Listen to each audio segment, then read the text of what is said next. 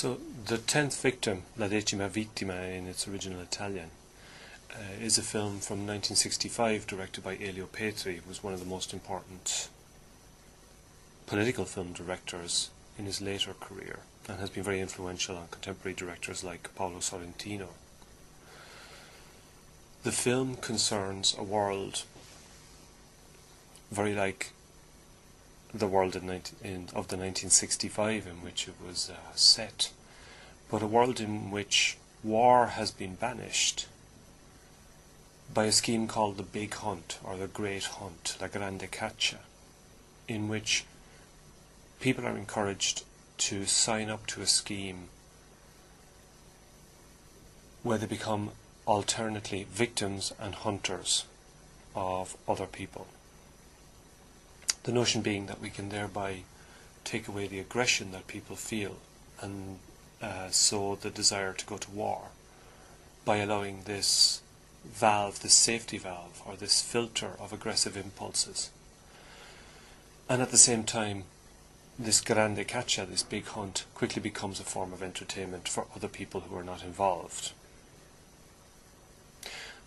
So the film begins by introducing the two characters that the film will be concerned with. An Italian called Marcello, played by Marcello Mastroianni, the famous actor who had appeared in movies by Fellini and by Antonioni, and an American called Caroline, played by Ursula Andress. Now, immediately that you use these two particular actors begins to suggest that what we have here is not simply a science fiction film, but a kind of battle of the sexes film, and one that perhaps will be resolved in comic fashion. However, it's very important to consider, I think, the kind of actors we're talking about here.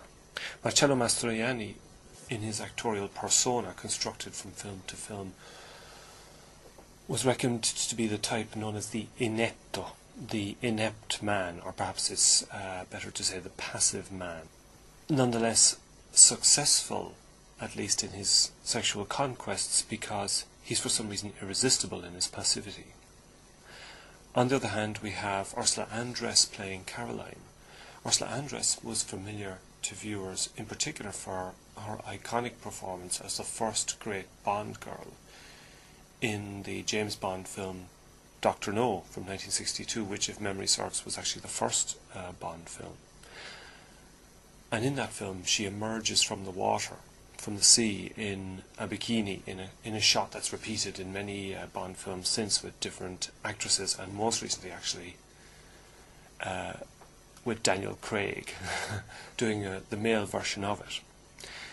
As this suggests, she was an Amazonian kind of person, a wonderfully athletic, tall woman, and so the appropriate, paradoxically appropriate counterpart for the passive inetto character of Marcello, played by Mastroianni in the film.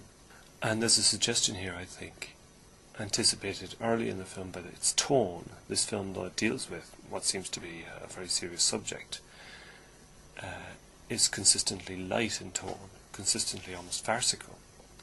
And there's a suggestion here that for Marcello, what awaits him is less death, even though Caroline is hunting him and has legal permission to kill him, but a fate worse than. The British science fiction writer J.G. Ballard, who wrote books like Crash and a famous memoir of his time as a Japanese prisoner of war called Empire of the Sun, talked about science fiction, the function of science fiction as being to tell us about the near future. Not the far future or not the far past or anything like that, but the near future. And so, for example, he would exclude from the category of science fiction a film like Star Wars, or the various films. For Ballard, Star Wars was what he called a space opera. As I say, science fiction proper dealt with the near future. It extrapolated details and characteristics of the present and of present behaviour, and used them to predict how the world, or where the world, was going. So you get the look of the present, or the dress of the present, you get the habits and customs of the present exaggerated. You get all those aspects of the present that seem new now, but taken to their nth degree, exaggerated. The surprising, the novelty of their characteristics extrapolated from this time and projected into the future as a way of telling us where we're going, but also who and what we are now, how we are living now.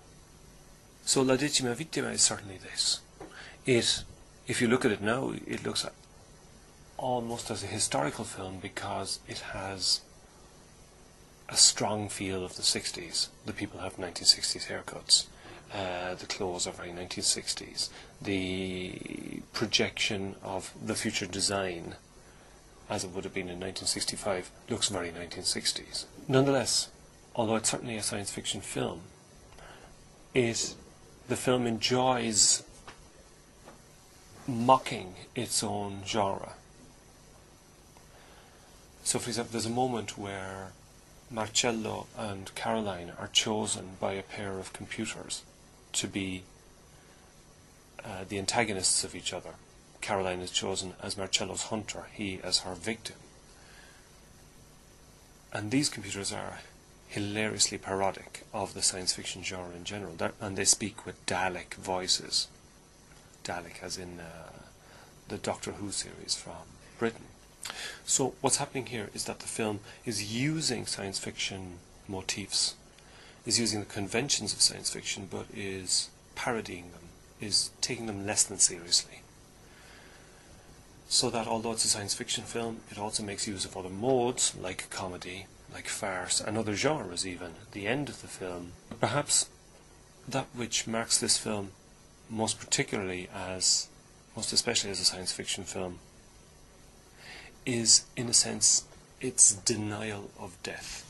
Now, I need to define carefully what I mean here. The film, I think, is making serious points about the place of death in our society, or the society of the 1960s, let's say, or the society that seemed to be on the way in the 1960s.